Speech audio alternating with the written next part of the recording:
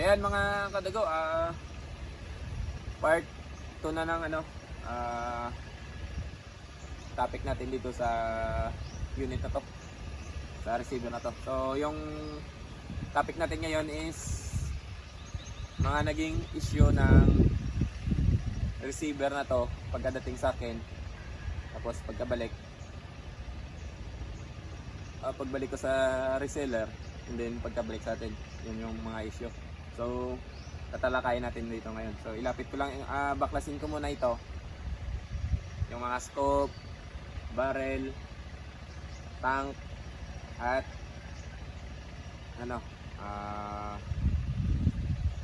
reg, grip. Ito yung ano na natin is itong receiver mismo.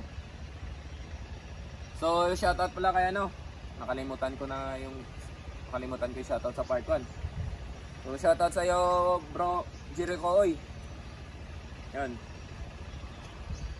Ito, gumagawa siya ng silencer. Yan. Sa mga gustong magpagawa ng silencer sa Marauder at Indo, dito na kay bro Jericho Oy. Napakamura sa kanya. Tumangin mo 2 pieces na 10 shots ata, 13 round shot na magazine. 2 pieces yan 1.3 plus. Yun. Sa iba, 1,000 yung isang tawag ito, magazine sa iba. Nasa 1.1 yung price. So dito kayo umorder kay bro Jericho Oy. Ito yung Facebook niya.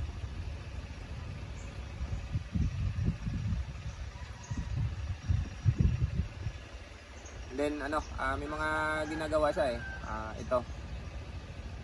May buttstock, yan. Buttstock. Silencer, gumagawa din siya ng silencer. Saka grip, gumagawa siya. So mas mura sa kanya murang binta ni bro Jericho Oy. So sa mga gustong bumili ng mga accessories ng unit nyo, direct na kayo kay bro Jericho Oy. So okay. Sa mga gustong tumaya sa paraffle ko, may pinaparapol ako. Ito, MD unit yan, 670 per slot, basketball ending. And then action cam na Firefly 8SE and or night vision NB075. So yun, yung action cam is wala ka nang babaguhin na lens. So naka 90 degree lens na yun. So isasalpak mo na lang yun sa mga side cam nyo.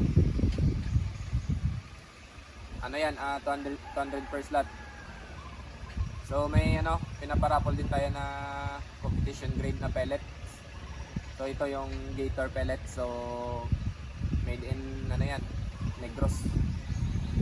So sa mga gustong tumaya sa Gator pellets, 130 per slot. Dalawa yung magiging winner dyan, 658 lotto draw. And then yung 658 lotto draw. And then yung first ball, ang mapapanalo niya is 2 tins na tig 500 pesos na Gator pellets. And then yung last ball, 3 tins Gator pellets. So yan yung mapagpanalunan. So kung gusto niyo pa na tumaya, PM niyo lang ako. Ito, Vladimir Carrillo Pangantion. Yan, add friend nyo ko or PM para ma-add ko kayo sa GC. So baklasin ko muna to. Pakita ko sa inyo lahat yung naging issue nito.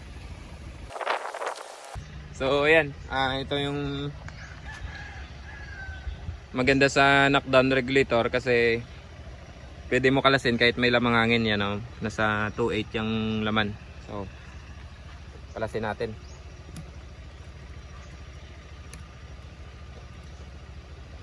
Tapos after nan, pwede nang iputok, or kung may drain kayo dito, pwede to, gaya nito. So hindi ko na to kakalasin kasi naka ano to, naka teflon. Hindi kasi flat yung pagka naka ano niya sa dyan, oh. Kasi may ano na, masikip na. So i-release lang natin yung hangin dito. So ayan, madali lang i-drain yung ano, yung unit natin. So ayan, natapos na natin ano, kunin yung mga ibang parts. So ilapit natin and then i-backlasin natin to. Before natin to backlasin is papakita ko sa inyo yung naging problema nito. So yan, pagkadating sa akin ng receiver na to, yan,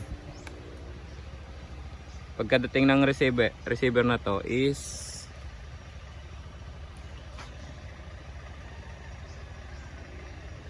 yan, pagkadating nito is pag-testing ko, backfire. Ito, backfire itong ano, dito, may backfire dito. So maikli yung ano, yung set screw na nakalagay dito. So ginawan ko muna yun ng paraan. Dahil maikli siya, hindi siya malalagyan ng teflon. So kahit o-ring, una kong na-try o-ring, nilagay ko yung o-ring. Hindi ano, hindi pa rin kaya mag-seal. And then yung ano, yung teflon ayaw din kasi maikli yung ano eh, nakabaon yung set screw na maikli. So yung ginawa ko dito, para walang backfire, before ko na chrono, ginawan ko siya ng ano, another ano, set screw. Nilagyan ko siya ng another set screw. And then yung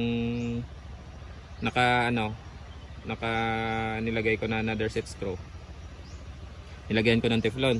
So dahil steel lang yon at magkaka-corrosion katagalan, so pinalitan ko na ng ano, set screw na stainless pero medyo mahaba eh, 12mm to yung ano, haba niya. Dapat ano, 10mm lang. So yung nagsisilbing seal dito is teflon pa rin. Kasi wala, hindi makakasil yung ano, yung o-ring. So yan yung ano, pagkadating. And then dito wala itong ano, yung hammer adjuster, wala ibang lock kundi ito lang, yung sa taas. So pag ano,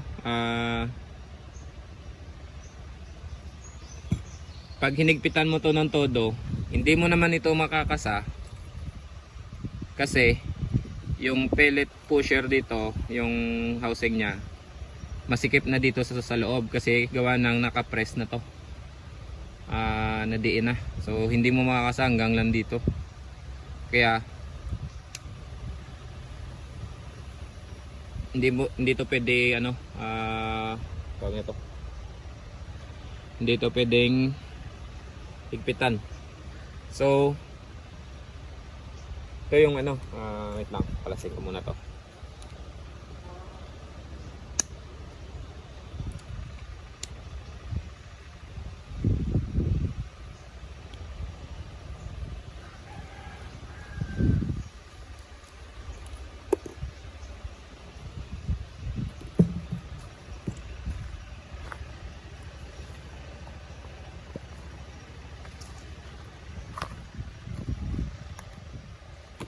Pag nagbabaklas kayo mga kadugo, lahat ng mga bolt or set screw, ligay nyo sa may cup.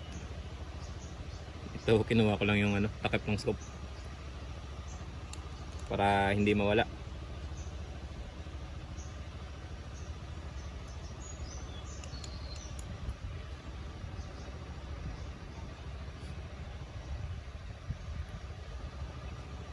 Ito ay ano, pag baklas na din. Bali, kung babaklasin nyo lahat, ito yung unahin nyo baklas. Ito. Yung trigger and grip housing. So yan. Ito yung unang babaklasin. So ito na, open na.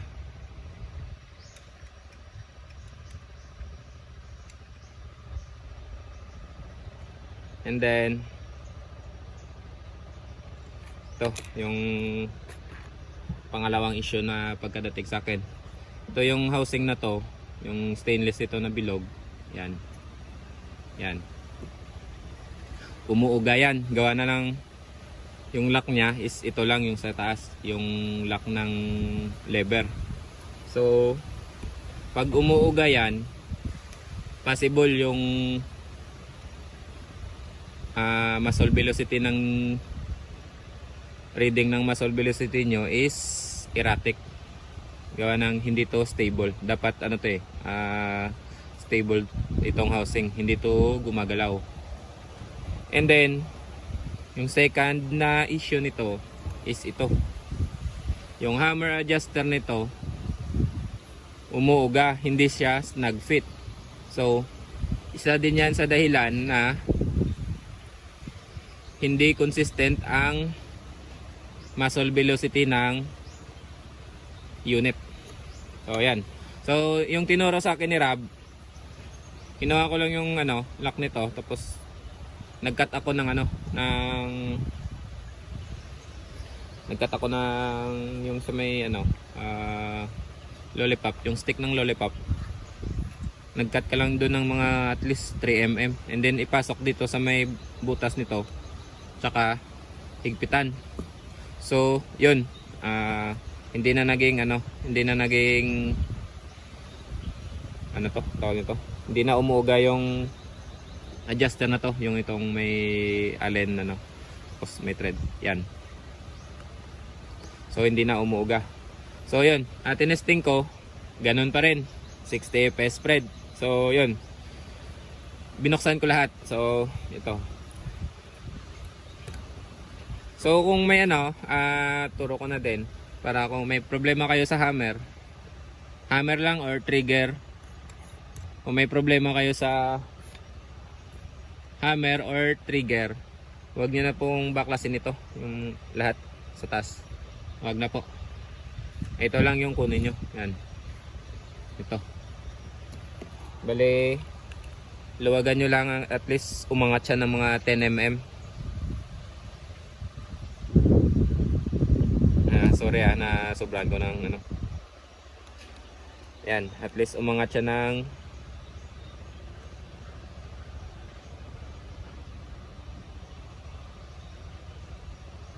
yan, mga 8 to 10 mm. So yan, pwede nyo na to ikak para lumabas ito. Pero ito hindi to lalabas kahit ikak ko to, kasi nga may additional akong pin, set screw dito sa loob. So iwan ko kung makikita dyan. Yan, ayun sa loob. May set screw ako dito na sobrang liit tsaka sobrang ikli, nasa 3 mm lang. So luwagan ko muna to para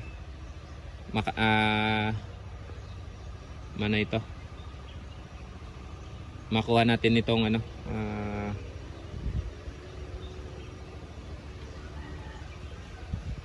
housing ng adjuster. So yan.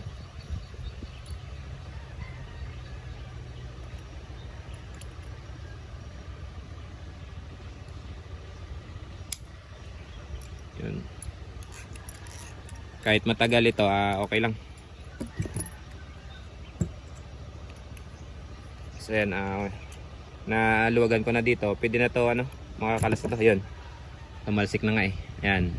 So ito yung hammer adjuster. So hindi ko to i-adjust kasi babalik natin to sa part 3.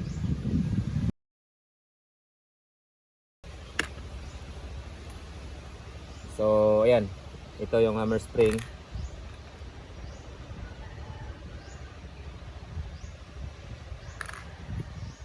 Yung hammer hindi pa yan makakalas hindi pa yan makukuha yung hammer. Ano pa lang, yung spring pa lang tsaka hammer, adjuster nya. So ito,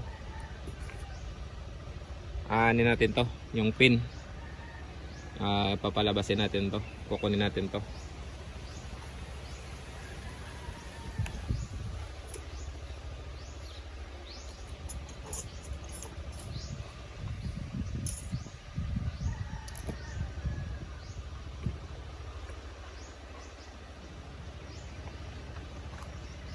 Wala tayong ano, ito lang gamit ko. Kaya magpupush sa kanya. Ano natin to, papaluin lang. So ito lang.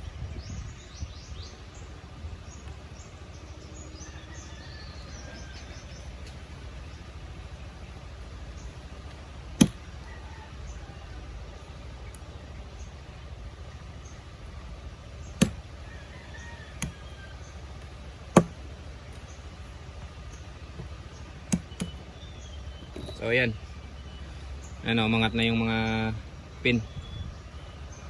Itong dalawa lang pin na kukunin nyo. Yan, ito yung trigger nya. And then ito yung spring. Ingatan nyo na hindi tumalsik pero may makukunan to sa mga ball pen. Yan, yung spring. And then ito yung ano,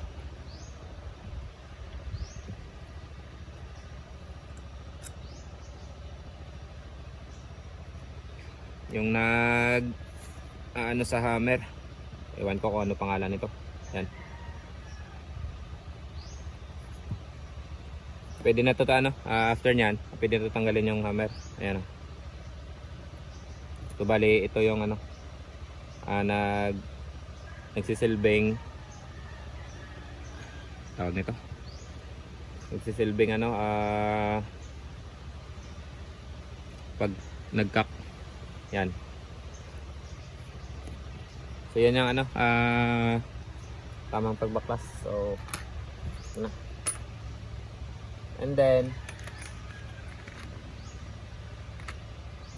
mamaya ko na i-discuss yung mga ginawa ko.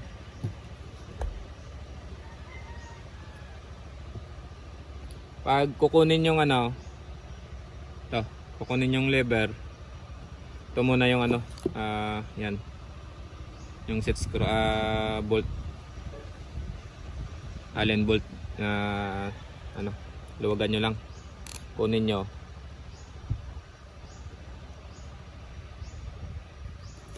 Madulas na yung kamay ko.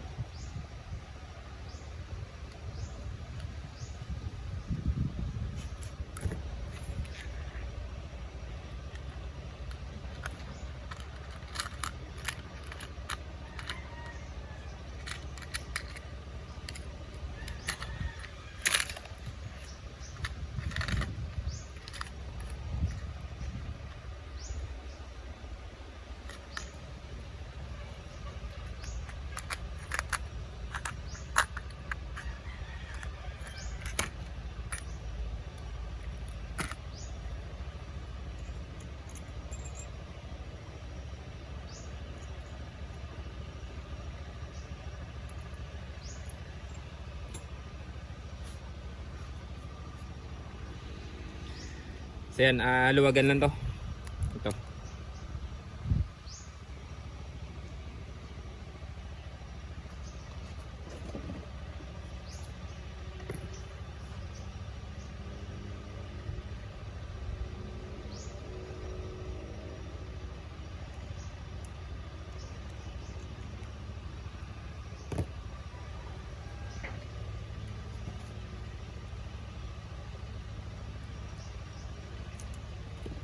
Ayan.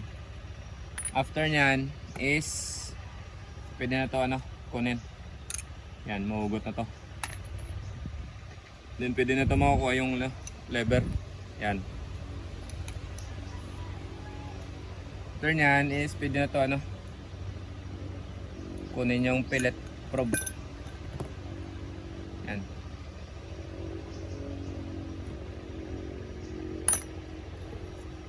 So sa pag ano naman,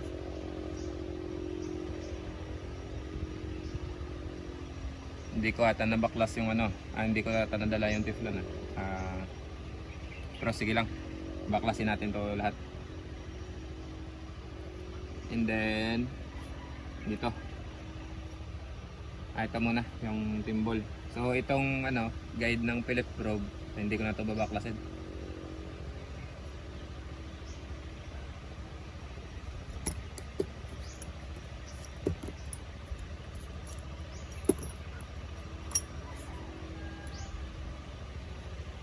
Ito yung lock ng timbol, yan.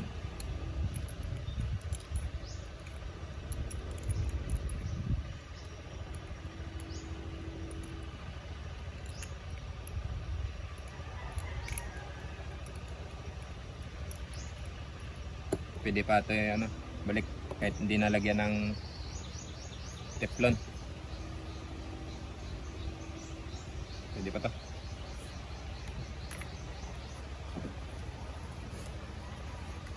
Then pagka ano, pag kukunin nyo yung timbol, tusukin nyo lang dito, yan, push nyo lang. Nalabas na yan.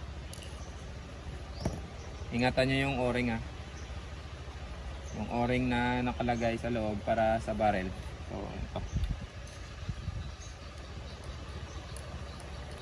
ito siya. So pagdating ng receiver, wala itong kasamang o-ring na ganito para sa timbol tsaka barrel. Yan, wala siyang pinadala. So ako pa naganap nito, wala akong spare So yan, ako pa naganap nito ng o-ring sa timbol. So okay, nabaklas na natin yung sa hammer, pellet pusher, timbol. And then ito naman yung loob. Papakita ko talaga sa inyo yung mga ginawa ko lahat sa loob, pati sa loob.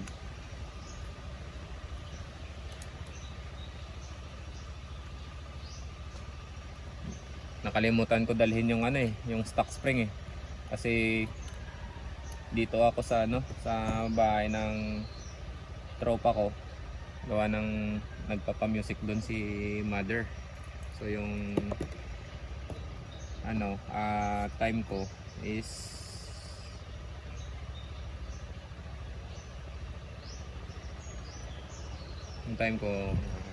umaga lang, ngayong umaga.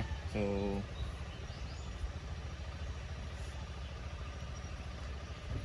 dito ako para walang hindi distorted sa music yung video natin. So yan, natanggal ko na yung cap. And then ito yung ginawa ko, hammer spring. Pinalitan ko na ng yellow. And then sa pagkalas ng valve housing doon sa may loob, ayan sa loob yung valve housing is lang, tulak mo lang din dito sa hammer side. Yan, dito sa hammer side na banda, hammer side banda. So yan, tulak mo lang wag mo yung gently lang. Yan. So yan, ito yung hammer nya, hammer. Ito yung valve housing nya, yan. Ito yung butas na sa yung port nya is nasa 7mm. Ano, 7mm yung port. Ayan. So natanggal ko na lahat. Ito hindi ko natanggalin. Yan, hindi ko na tanggalin. So okay na, nabaklas ko na lahat. Except lang dito sa sa guide, wala naman to problema Okay lang to kahit hindi baklasin. So ayan. So yung first na ginawa ko is yung timbol, lock ng timbol. Yan. Pinalitan ko ng mas mahaba Pero ganito rin yung design. Yan. Para mag sakto dito sa yan, sa lock ng timbol to. Kaya ganun, yan. And then yung hammer, yung housing ng hammer adjuster ito, may nag-additional ako ng lock dito eh. Yan. Dito. Yan. Para hindi to nauuga. So ito yung ano. Ito yung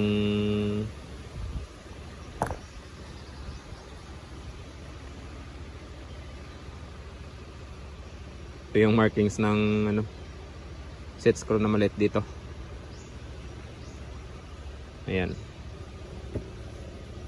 So wala naman problema yan, yung mga ano lang, basic yan. And then ito talaga yung pinaka main problem pagka baklas ko sa loob. Ito talaga. Nakita. Pag baklas ko, hindi ko pa tumuhugot yung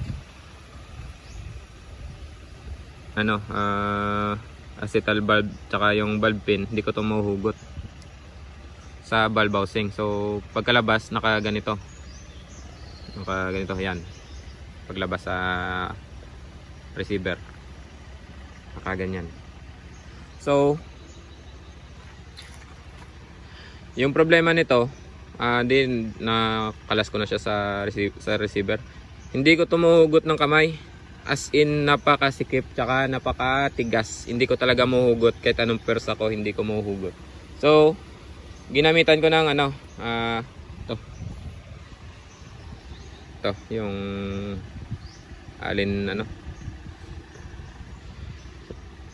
ginanyan ko, flat ko na muna dito kasi may may naka-usli na konti yan, naka ganito yan, ganyan. So pinalo ko muna to ng flat na supplies, so para hindi to ma-damage dito. Yan. So pagka tinusok ko to, and then pagka ganon, pinalo ko dito ng plies, so para lumabas ito. So pagkalabas, tiningnan ko, ayan may, kung kita nyo, yan, may mga gasgas yan eh. Ayan yan yung gasgas. Yan, may mga gasgas yan hanggang dito. Ayan ayan. Yan. Kasi yan yung lumalabas dito sa butas ng bulb pin, bulb housing para sa bulb stem yan. So yan. And then napolish ko na to. Napolish ko na yung bulb pin. So yung ginawa ko naman, tiningnan ko to, yung butas na to. Yan. So may excess dito. Diyan sa labas nito may excess na hindi pinalish ni Rob. So yun ang nagiging sanhi ng erratic velocity. Yan, kasi hindi to na polish. Yan ako pa yan nagpolish. Buti nga lang may gamit ako dito na die grinder, kung wala loko talaga to. So yan, ito yung problema nito sa bulb housing tsaka sa bulb pin. Yan. So napolish ko na to. Smooth na yan Yan. Smooth na yan. Tsaka wala ding backfire dito. Kasi snug fit pa rin yung dito na part eh. Dito na part papunta dito, snug fit pa rin yan. So wala na smooth na yung play niya. So okay. Pagkatapos ko ginawa nito, tinesting ko, inassemble ko ulit. So ganun pa rin. Nakakairita na ano tawag nito? Mag-irita na baklasin eh. Kasi nga kahit hindi ko to binili, napanalunan ko to sa raffle, dapat maganda pa rin yung yung functional nito. Wala siyang yung niya, SOP niya na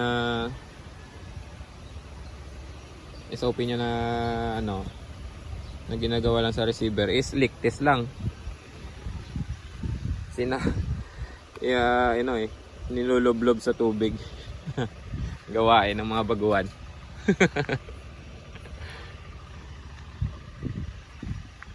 So, yan. Binalik ko sa kanya. Hindi ko pa yun pinalitan yung spring. Ito. Hindi ko pa to pinalitan. So, lahat stock pa rin yun. So, yun. Pagkabalik sa kanya, yan. Yung issue. Naging okay na sa side niya. Pero pagkabalik sa akin, tinesting ko, yun yung sabi ko sa part 1, na naging consistent siya. Second shot hanggang 15 shot naging consistent eh. Pero yung first shot is 934 fps. Yung second to 15 shot is 1060 to 1065. So sobrang taas ng pag jump niya eh. Pagkatapos nun is naging erratic ulit. Ayan. So may ginawa ako. Before ko nag-ano muna ako nag chat kay Macmac. So yun, sabi niya ibalik ko sa kanya. So before ko sana ibalik sa kanya, may ginawa ako ito.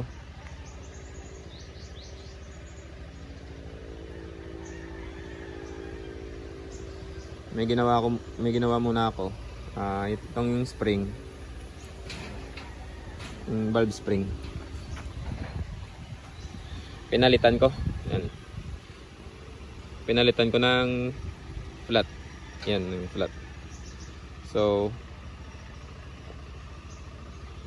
DIY ko lang to. Nilagay ko to sa barena. Then pinaikot, and then blade lang ng cutter yung tinatabas ko dito para smooth tsaka makinis pa rin. Yan. So okay na. So pagka-backlash, nilagay ko yung yung valve spring na stock. So para makita nyo, ito yung isang sanhi ng pagka-erratic. Yan. Ito ba hammer to eh. So hindi ko mapakita, hindi ko nadala yung yung valve spring. So yan, pagkalagay mo dito sa valve spring sa valve cap. Yan, masikip kasi hammer spring to eh. Hindi ko mapakita. So masikip yung valve spring dito sa butas ng valve cap. So yun pala yung main issue ng receiver. Yan. Nakaganyan kahit taktakin ko din yung yung nakaganito yung stock na valve spring, kahit taktakin ko hindi to mahuhulog yung yung valve cap nito kasi sobrang sikip. So yun, after ng pagpalit ko nito, naging consistent na. So yun yung problema. Bakit yun ang problema? Kasi sample, ito nakaganyan, pag pinalo ito ng hammer, ito ang valve pin, aatras ito. Pag atras nito, yan, kasi malambot na spring. Pag atras, kasi masikip, pag atras, pag bumaon yung spring, hindi agad totalin bumabalik sa normal na haba niya, kasi nga delayed dito sa butas na to, kasi masikip, delayed yung balik. Kaya yun ang nagiging sanhi ng pagka-erratic ng unit. So pinalitan ko yun ng ito, yung buti nga may spare ako dito na ewan ko kung ilang mm ito? 55 bata ito. Yan. Din ganyan. Yan. So, naging ano na siya. Pagka-assemble ko, naging consistent na. Wala na naging problema. Yun lang yung ano, problema dun. So, dapat sa mga na seller na nagbubuo, gawin yung SOP yung pag-test ng functional ng receiver. Hindi lang dahil receiver lang inadala nyo, kahit pangit yung pag-functional, ipapadala nyo. Wag hindi dapat. Kahit paputokin nyo lang ng 30 shot to 50 shots using local pellet, tapos using ng kahit anong reg nyo, kahit crepe pa yan yung reg nyo, walang problema nyan. After yung crepe ng reg, after yan ng 1 to 5 shots, ano na yan consistent na yan So gawin yung SOP yun, yung pagtitest kung yung functional ng receiver nyo is maganda. Lagyan nyo lang ng kahit barrel na maikli, kahit mababang velocity lang, okay na yun. Hindi yun makakaubos ng isang box ng bala, kahit 30 pieces lang, okay na. Kung maganda yung functional ba. Yung ibang yung ibang seller nga, tinotorture test nga So yun, yun lang yung mga naging problema ng unit ko tsaka unit ng iba. Hindi lang kasi sa akin, marami kami nagchat-chat, tumatawag, yun, same issue. Kaya yung iba nagtatanong sa akin kung ano ginawa ko. So ito yung sagot, yung mga ginawa ko. Ay, may nakalimutan ako, may isa pang issue. Ito, yung hammer. Yan, yung hammer hindi na polish ng husto. Yan, kita nyo, ayan ako hindi ako nagsisinungaling. Ano lang tayo dito tawag nito, honest lang tayo. So, ayan pinalish ko, kita nyo ba? Yan, na-polish yan, kabilaan yan. Tapos dito mga edge nito pinalish ko din yan. Lahat ng edge na-polish ko yan. Ito saka ito pinalish ko yan. So hindi ako bias, pinakpakita ko talaga. Nakalimutan ko lang to So ito yung sanhi ng hindi na polish yan, kung nakikita nyo. Hindi kita, so hindi masyado kita mga kadugo, pero ito yung picture yan. Sugat yung loob ng valve housing, hammer housing yan. So yun lang, pero pag sa mga baguhan siguro iiyak bulsa nyo. So salamat pala kay Bro Juan Tamad. May mga tips siya na tinuro sa atin. So tatalakayin natin to doon sa part 1, sa part 3 yan. Okay.